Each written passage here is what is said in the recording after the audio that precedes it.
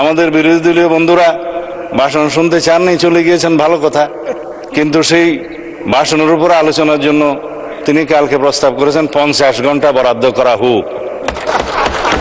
এখন যদি রাষ্ট্রপতির ভাষণের উপর 50 ঘন্টা আলোচনা হয়, ভালো, সংখ্যা অনুপাতে সেই সময় বরাদ্দ করা হবে, আমরা অ্যাপ্রিসিয়েট করি। পরিষ্কার বলা হয়েছে যে পদ্ধতিতে সংসদের প্রথম অধিবেশন আহ্বান করা হবে, ঠিক একই পদ্ধতিতে সংবিধান সংস্কার পরিষদেরও সভা আহ্বান করা হবে। আইনানুগভাবে এবং সাংবিধানিকভাবে যেতে হবে এই মহান জাতীয় সংসদে আমাদের সমস্ত কার্যক্রম। গণভোটে উপস্থাপিত প্রশ্নের উত্তরে প্রদত্ত সংখ্যাগরিষ্ঠ ভোট হ্রাস সূচক হইলে এই আদেশ জারির অব্যবহিত পর অনুষ্ঠিতব্য জাতীয় সংসদের সাধারণ নির্বাচনে নির্বাচিত প্রতিনিধিগণের সমন্বয়ে একটি সংবিধান সংস্কার পরিষদ গঠিত হইবে। মাননীয় স্পিকার, এটি হয়নি এবং এর সময়সীমা আজকে শেষ। আমরা নির্বাচিত হয়েছি সাংবিধানিক ভোটে। নির্বাচন কমিশনের দুইটাই এখতিয়ার, একটা হচ্ছে জাতীয় সংসদের নির্বাচন অনুষ্ঠান করা, আর একটা হচ্ছে রাষ্ট্রপতির নির্বাচন অনুষ্ঠান করা। এটা হচ্ছে কনস্টিটিউশনাল ম্যান্ডেট। জনরায়কে সম্মান দিতে হবে, কিন্তু সেটা সাংবিধানিকভাবে দিতে হবে, আইনগতভাবে দিতে হবে। এখানে ইমোশনের কোনো জায়গা নেই। রাষ্ট্র ইমোশন দিয়ে চলে না, রাষ্ট্র চলে সংবিধান দিয়ে, আইন দিয়ে, কানুন দিয়ে। 10-এ আমি আগেই উল্লেখ করেছি, সংসদ নির্বাচনের ফল ঘোষিত হওয়ার 30 পঞ্জিকা দিবসের মধ্যে যে পদ্ধতিতে জাতীয় সংসদের প্রথম অধিবেশন আহ্বান করা হইবে, অনুরূপ পদ্ধতিতে পরিষদের প্রথম অধিবেশন আহ্বান করা হইবে। যদি জরুরি জনগুরুত্বপূর্ণ বিষয়ে কোনো মুলতবি প্রস্তাব আনতে হয়, সেটার জন্য বিধি আছে। সেই বিধিতে কোনো নোটিশ তিনি দিয়েছেন কিনা রুলস অফ প্রসিডিউর 62 অনুসারে। তৃতীয় প্রশ্ন হচ্ছে, যদি জরুরি জনগুরুত্বপূর্ণ বিষয়ে কোনো সংক্ষিপ্ত আলোচনা করতে হয়, সেই বিষয়ে বিধি 68 অনুসারে কোনো নোটিশ দিয়েছেন কিনা। এটা হচ্ছে আপনার প্রতি আমার প্রশ্ন। তারপরেও যেহেতু আপনি এলাও করেছেন, মাননীয় বিরোধী দলীয় নেতা যেহেতু কিছু প্রশ্ন উত্থাপন করেছে, জাতির উদ্দেশ্যে কিছু কথা বলতে হয়, না হলে পরিষ্কার হবে না। জুলাই গণ অভ্যুত্থানের প্রেক্ষাপটে গঠিত এই সংসদ স্বাভাবিকভাবে তার নির্বাচনী প্রক্রিয়া আসেনি। এটি একটি প্রেসিডেন্সিয়াল অর্ডারের মাধ্যমে এসেছে। এই অর্ডারটি জারি করা হয়েছে 13 নভেম্বর 2025। এই অর্ডার অনুযায়ী এখানে 15টা নির্দেশিকা আছে। এর মধ্যে 3 থেকে 15 এই বিষয়গুলো হচ্ছে জুলাই সনদ এবং গণভোটের সাথে সম্পর্কিত। 10 নম্বর, এই অর্ডারের 10 নম্বর বিষয়টা উল্লেখ করা হয়েছে, পরিষদের অধিবেশন আহ্বান, কোরাম, ভোটদান ইত্যাদি সংসদ নির্বাচনের ফল ঘোষিত হওয়ার 30 পঞ্জিকা দিবসের মধ্যে যে পদ্ধতিতে জাতীয় সংসদের প্রথম অধিবেশন আহ্বান করা হইবে, অনুরূপ পদ্ধতিতে পরিষদের প্রথম অধিবেশন আহ্বান করা হইবে। আমার বিষয়টা এখানেই কনসার্নের। আজকে 30তম পঞ্জিকা দিবস, কিন্তু এর মধ্যে এই অধিবেশন আহ্বান করা হয়নি। এই অধিবেশন কিভাবে আহ্বান করা হবে সেই ব্যাপারে সংবিধানের 72 অনুচ্ছেদে নির্দেশিকা রয়েছে। সরকারি বিজ্ঞপ্তি দ্বারা রাষ্ট্রপতি সংসদ আহ্বান স্থগিত ও ভঙ্গ করিবেন এবং সংসদ আহ্বানকালে রাষ্ট্রপতি প্রথম বৈঠকের সময় ও স্থান নির্ধারণ করিবেন। তবে আরও শর্ত থাকে যে এই দফার অধীন তাহার দায়িত্ব পালনে রাষ্ট্রপতি প্রধানমন্ত্রী কর্তৃক লিখিতভাবে প্রদত্ত পরামর্শ অনুযায়ী কার্য করিবেন। উদয় সম্পন্ন করার কথা ছিল। এখন আমরা ধরে নিচ্ছি নিশ্চয়ই মাননীয় প্রধানমন্ত্রীর লিখিত পরামর্শের কারণেই রাষ্ট্রপতি এই সভা আহ্বান করেছেন। এবং এখানে বাকি যে অর্ডারগুলো আছে সেই জায়গায় পরিষ্কার বলা হয়েছে যে পদ্ধতিতে সংসদের প্রথম অধিবেশন আহ্বান করা হবে, ঠিক একই পদ্ধতিতে সংবিধান সংস্কার পরিষদেরও সভা আহ্বান করা হবে। দুইটা বুথে যারা নির্বাচিত হবেন তাদের ব্যাপারে এখানে আমি আগেই উল্লেখ করেছি 3 থেকে 15 পর্যন্ত বিস্তারিত তাদের দায়িত্ব এবং অধিকার সম্পর্কে কথা বলা হয়েছে। 3 নম্বরে বলা হয়েছে জুলাই জাতীয় সনদে অন্তর্ভুক্ত সংবিধান সংস্কার বিষয়ে গণভোট। জনগণের সার্বভৌম ক্ষমতা প্রয়োগের উদ্দেশ্যে এই আদেশ এবং জুলাই জাতীয় সনদের সংবিধান সংস্কার সম্পর্কিত অংশ গণভোটে উপস্থাপন করা হবে। 4 নম্বরে বলা হয়েছে গণভোটে নিম্নরূপ প্রশ্ন উপস্থাপন করা হবে, যে 4টা প্রশ্ন ব্যালটের মধ্যে ছিল সেটা আর আমি উল্লেখ করতে যাচ্ছি না। 5 নম্বরে বলা হয়েছে গণভোট অনুষ্ঠানে এই আদেশ জারির অব্যবহিত পর অনুষ্ঠিতব্য জাতীয় সংসদ নির্বাচনের দিন এই আদেশ অনুসারে গণভোট অনুষ্ঠিত হবে। এটা হয়ে গেছে এবং গণভোটে যারা ভোট প্রয়োগ করেছেন তাদের মধ্যে প্রায় 70% মানুষ হায়ের পক্ষে ভোট দিয়ে তারা সংস্কারের পক্ষে রায় দিয়েছেন। 6 নম্বরে গণভোট অনুষ্ঠানের জন্য আইন প্রণয়ন। গণভোট অনুষ্ঠানের লক্ষ্যে নির্বাচন কমিশন কর্তৃক প্রয়োজনীয় ব্যবস্থা গ্রহণের উদ্দেশ্যে যথোপযুক্ত আইন প্রণয়ন করা হবে। এটাও হয়ে গেছে। সংবিধানের সংস্কার পরিষদ গঠন উহার কার্যাবলী এবং বিলুপ্তি। গণভোটে উপস্থাপিত প্রশ্নের উত্তরে প্রদত্ত সংখ্যাগরিষ্ঠ ভোট হ্রাস সূচক হইলে এই আদেশ জারির অব্যবহিত পর অনুষ্ঠিতব্য জাতীয় সংসদের সাধারণ নির্বাচনে নির্বাচিত প্রতিনিধিগণের সমন্বয়ে একটি সংবিধান সংস্কার পরিষদ গঠিত হইবে। মাননীয় স্পিকার, এটি হয়নি এবং এর সময়সীমা আজকে শেষ। যাহা সংবিধান সংস্কার বিষয়ে সকল ক্ষমতা প্রয়োগ করিতে পারিবে। খ, উক্ত নির্বাচনে নির্বাচিত প্রতিনিধিগণ একসাথে জাতীয় সংসদের সদস্য হিসাবে এবং এই আদেশ অনুসারে সংবিধান সংস্কার পরিষদের সদস্য হিসাবে দায়িত্ব পালন করিবেন। এই সুযোগ আমরা পেতে চাই। পরিষদ উহার প্রথম অধিবেশন শুরুর তারিখ হইতে 180 কার্য দিবসের মধ্যে জুলাই জাতীয় সনদ এবং গণভোটের ফলাফল অনুসারে সংবিধান সংস্কার সম্পন্ন করিবে এবং তা সম্পন্ন করিবার পর পরিষদের কার্যক্রম সমাপ্ত হইবে। শুরুই হোক আগে, তারপরে সমাপ্ত। পরিষদের কর্মধারায় অংশগ্রহণের সময় নির্বাচিত প্রতিনিধিগণ পরিষদ সদস্য হিসাবে অভিহিত হইবেন। মানে 2টা ক্যাপাসিটিতে আমরা এখানে নির্বাচিত হয়েছি, 2টা বুথের মাধ্যমে, আলাদা আলাদা বুথ। এই আদেশের উদ্দেশ্য পূরণকল্পে পরিষদ ইহার অধিবেশন আহ্বান ও মুলতবি, সংবিধান সংস্কার বিষয়ক প্রস্তাব উত্থাপনের পদ্ধতি, উক্ত প্রস্তাব বিবেচনা ও গ্রহণ এবং অন্য সকল বিষয়ে কার্যপ্রণালী নির্ধারণ করিবে। জাতীয় সংসদ সচিবালয় পরিষদকে সাচিবিক সহায়তা প্রদান করিবেন। শপথ এবং শপথ পাঠ পরিচালনা। নির্বাচিত প্রতিনিধিগণ সংসদ সদস্য হিসাবে শপথ গ্রহণের পর একই শপথ অনুষ্ঠানে এই আদেশের তফসিলে বর্ণিত 1 অনুযায়ী পরিষদ সদস্য হিসাবে শপথ গ্রহণ করিবেন এবং অনুরূপ শপথ পত্রে স্বাক্ষর দান করিবেন। আমরা সকল বিরোধী দলীয় সদস্য 77 জন আমরা এটা গ্রহণ করেছি এবং স্বাক্ষর প্রদান করেছি। 10-এ আমি আগেই উল্লেখ করেছি সংসদ নির্বাচনের ফল ঘোষিত হওয়ার 30 পঞ্জিকা দিবসের মধ্যে যে পদ্ধতিতে জাতীয় সংসদের প্রথম অধিবেশন আহ্বান করা হইবে অনুরূপ পদ্ধতিতে পরিষদের প্রথম অধিবেশন আহ্বান করা হইবে। ধন্যবাদ মাননীয় বিরোধী দল নেতা, আপনার কথা আমরা বুঝতে পেরেছি। জি।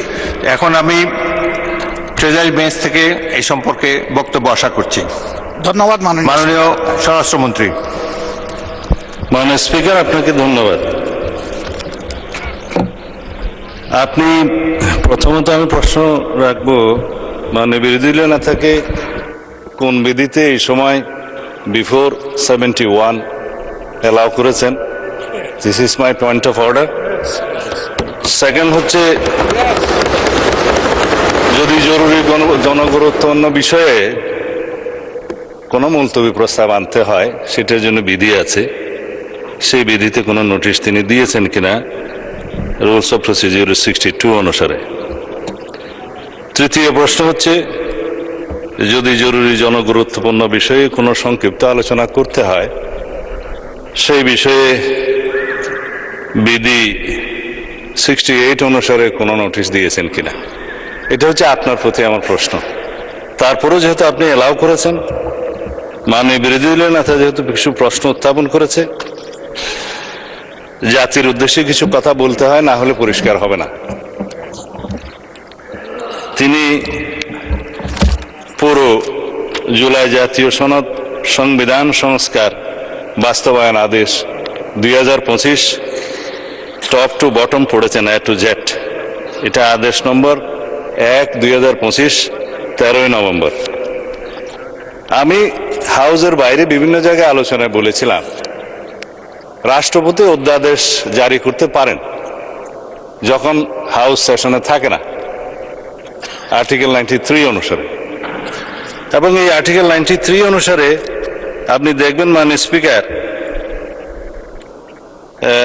ক্লজ কতে 93(1) ক্লজ ক লেখা আছে সংবিধানের ধারা পরিবর্তন হবে বা সংবিধান পরিবর্তন হবে এরকম কোনো বিষয় অধ্যাদেশের মাধ্যমে আসতে পারে না, সেটা জায়েজ নাই। রাষ্ট্রপতি অধ্যাদেশও সেটা সংবিধান পরিবর্তনের কোনো বিধান করতে পারেন না। কিন্তু এই যে আদেশ, এই আদেশটা না অধ্যাদেশ না আইন, মাঝামাঝি কি জিনিস সেজন্য আমি বলেছিলাম এটা হয়তো নিউট্রাল জেন্ডার হতে পারে। এনিওয়ে, এটা আমি অসংসদীয় বা আনপার্লামেন্টারি কোনো শব্দ এখানে ইউজ করতে চাই না, এটা বাইরের বক্তৃতা হলে বলা যেত। এই যে আরোপিত আদেশ যেটা তিনি পাঠ করলেন, এই আদেশের তিনি বললেন সেকশন 3-তে জুলাই জাতীয় সনদে অন্তর্ভুক্ত সংবিধান সংস্কার বিষয়ে গণভোট, এবং বলা হয়েছে সেকশন 10-এ পরিষদের অধিবেশন আহ্বান, কোরাম, ভোটদান ইত্যাদি। অর্থাৎ এটা সংবিধান সংস্কার পরিষদের সদস্য হিসেবে তারা অসাংবিধানিকভাবে শপথ নিয়েছেন বটে, সেই পরিষদের আহ্বানের জন্য তিনি রাষ্ট্রপতির আর্টিকেল 72 অনুসারে কনস্টিটিউশনের অধিবেশন আহ্বানের ঘোষণা চাচ্ছেন। এবং তিনি বলেছেন যেহেতু দুইটি কাজ বাদে বাকিগুলো সব প্রাইম মিনিস্টার রিকমেন্ডেশনে প্রেসিডেন্ট করে থাকেন, এবং একইভাবে এই সংসদের আহ্বানও তিনি করেছেন প্রধানমন্ত্রীর পরামর্শ অনুযায়ী আর্টিকেল 72 অনুসারে। তো এইখানে প্রেসিডেন্টের ক্ষমতা, যে প্রধানমন্ত্রী পরামর্শ দিয়েছেন তিনি জাতীয় সংসদের অধিবেশন আহ্বান করবেন আর্টিকেল 72, এবং স্থান এবং সময় নির্ধারণ করবেন, করেছেন। আর্টিকেল 73 অনুসারে তিনি ভাষণ দেওয়ার কথা ভাষণ দিয়েছেন। আমাদের বিরোধী দলীয় বন্ধুরা ভাষণ শুনতে চাননি, চলে গিয়েছেন, ভালো কথা। কিন্তু সেই ভাষণের উপর আলোচনার জন্য তিনি কালকে প্রস্তাব করেছেন 50 ঘন্টা বরাদ্দ করা হোক। এখন যদি রাষ্ট্রপতির ভাষণের উপর 50 ঘন্টা আলোচনা হয়, ভালো, সংখ্যানুপাতে সেই সময় বরাদ্দ করা হবে, আমরা অ্যাপ্রিসিয়েট করি। কিন্তু এই যে আর্টিকেল 72 অনুসারে সংবিধান সংস্কার পরিষদের যেখানে অস্তিত্ব না থাকায় প্রধানমন্ত্রীও সেটা পরামর্শ দিতে পারেন না রাষ্ট্রপতিকে, রাষ্ট্রপতিও সেই অধিবেশন আহ্বান করতে পারেন না, বিধায় সে করেননি। তা এখন যদি তাদের প্রশ্ন অনুসারে এই আদেশটা যদি বৈধ হয়, রাষ্ট্রপতি যে আদেশটা জারি করেছেন সেটা যদি সাংবিধানিক হয়, সেটা আমরা এখানে আলোচনা করতে পারি।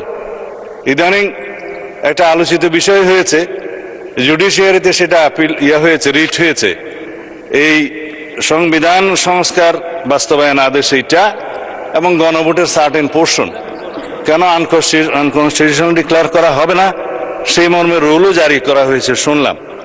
এখানে হয়তো জুডিশিয়ারির মতামত দিবে, বাট জুডিশিয়ারির মতামত এই সোভারেইন পার্লামেন্টের উপরে কখনো বাইন্ডিং না।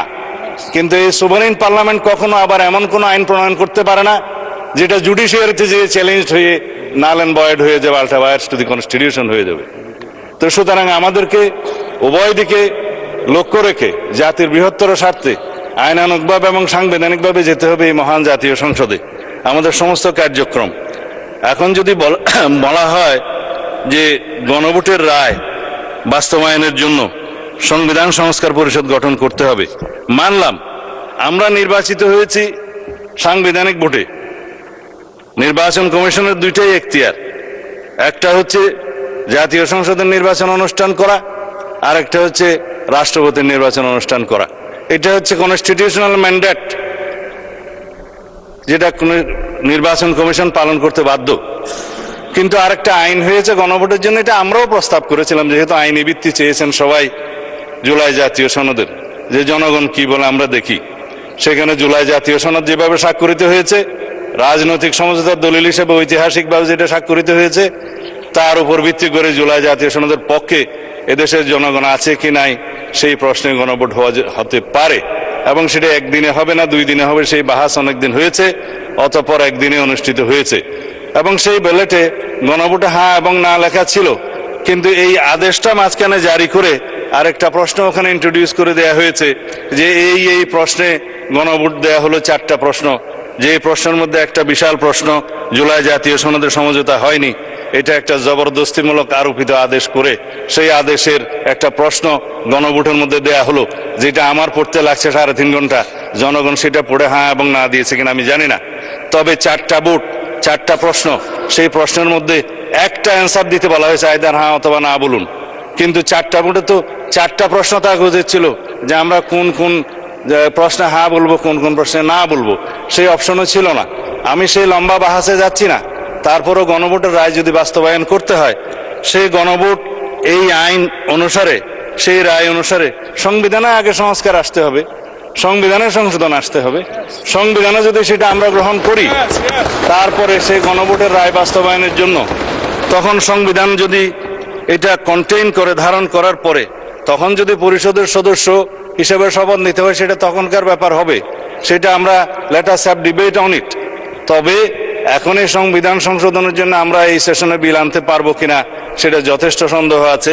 এই কারণে যে 133টা অধ্যাদেশ এখানে উত্থাপিত হয়েছে প্রথম দিনে, আজকে হয়তো মাননীয় আইনমন্ত্রী সেগুলা বিশেষ কমিটি দেওয়ার জন্য প্রস্তাব করতে পারেন, তারপরে সেটা স্ক্রুটিনি হবে, রিপোর্ট পেশ হবে, সময় আছে 30 দিন, এটা কোনো কার্য দিবস নয়, পঞ্জিকা দিবস। 30 দিনের মধ্যে এই অধ্যাদেশগুলো সম্পর্কে আমাদেরকে ফয়সালা করতে হবে। এখন সেই অধ্যাদেশগুলো ফয়সালা করতে যেয়ে 15 দিন এখন লম্বা ছুটিতে, 29 তারিখের আগে আপনি আর সেশন করতে পারছেন না আজকের পরে, তখন এগুলো করতে করতে এই সেশন চলে যাবে। তারপরের সেশনে আপনার বাজেট অধিবেশন, বাজেট অধিবেশনের সময় যদি আপনারা অ্যালাউ করেন যে সংবিধান সংশোধনের বিষয়ে এই হাউস সিদ্ধান্ত নেয়, কার্য উপদেষ্টা কমিটিতে যদি সিদ্ধান্ত হয়, তখন বাজেটের এই সেশনের মধ্যেও সংবিধান সংশোধনের জন্য কমিটি করে তারা এই জুলাই জাতীয় সনদকে সেখানে ধারণ করে সংবিধান সংশোধনের জন্য বিল উত্থাপন করতে পারে। সেই বিলটা তারপর আলোচনা হবে, পাশ হবে, সেটা তখন সেই সেশনে করা যাবে কিনা আপনারা সিদ্ধান্ত নেবেন। আমি পজিটিভলি যাচ্ছি, আমি কোনো কিছু অস্বীকার করছি না, জনরায়কে সম্মান দিতে হবে, কিন্তু সেটা সাংবিধানিকভাবে দিতে হবে, আইনগতভাবে দিতে হবে। এখানে ইমোশনের কোনো জায়গা নেই, রাষ্ট্র ইমোশন দিয়ে চলে না, রাষ্ট্র চলে সংবিধান দিয়ে, আইন দিয়ে, কানুন দিয়ে। তা আমরা সেইভাবে যাই। আমি বিরোধী দলের মাননীয় বিরোধী দলে না থাকে যথেষ্ট সম্মানের সাথে এটা প্রস্তাব দিতে চাই যে আসুন আমরা কার্য উপদেষ্টা কমিটিতে সে বিষয়ে আলোচনা করি, কখন সংবিধান সংশোধনের জন্য আমরা বিল উত্থাপন করতে পারবো এবং জুলাই জাতীয় সনদকে আমরা অক্ষরে অক্ষরে পালন করতে আমরা প্রতিশ্রুতিবদ্ধ। আমরা জাতির কাছে অঙ্গীকার করেছি যে জুলাই জাতীয় সনদ ঐতিহাসিকভাবে যেভাবে স্বাক্ষরিত হয়েছে রাজনৈতিক সমঝোতার দলিল হিসেবে তার প্রতিটি শব্দকে আমরা সম্মান করি, কিন্তু জুলাই জাতীয় সনদের বাইরে আরোপিত কোনো আদেশ দিয়ে, কোনো অবৈধ আদেশ দিয়ে সেটা কোনো সংবিধান সংশোধন করা যায় কিনা সেটা একটা বিশাল আইনি প্রশ্ন, সাংবিধানিক প্রশ্ন। সেটাও আমরা ডিবেট করি, আলোচনা করি, আমরা কার্য উপদেষ্টা কমিটিতে আলোচনা করি এবং সংবিধান সংশোধনের জন্য আমরা বিল উত্থাপন করি। সেই বিল আমরা সমঝোতার ভিত্তিতে এই মহান হাউসে গ্রহণ করি, তারপরে এই সংবিধান অনুসারে রাষ্ট্র পরিচালিত হবে এবং ইনশাআল্লাহ আমরা সংবিধান মেনেই এই পর্যন্ত এসেছি এবং সংবিধান মেনে চলবো। সামনের দিনগুলোতে আমরা সাংবিধানিকভাবে এই রাষ্ট্রকে এগিয়ে নিয়ে যাব। ধন্যবাদ মাননীয় স্পিকার। মাননীয় বিরোধী দলের নেতা, আপনি অত্যন্ত জনগুরুত্বপূর্ণ একটি বিষয় উপস্থাপন করেছেন। এই ধরনের গুরুত্বপূর্ণ বিষয় অন দি স্পট সলিউশন দেওয়া যায় না, এটার জন্য আপনি নোটিশ দেবেন। আপনার নোটিশ পাওয়ার পর এ ব্যাপারে আমরা আমার সিদ্ধান্ত জানাবো। ধন্যবাদ।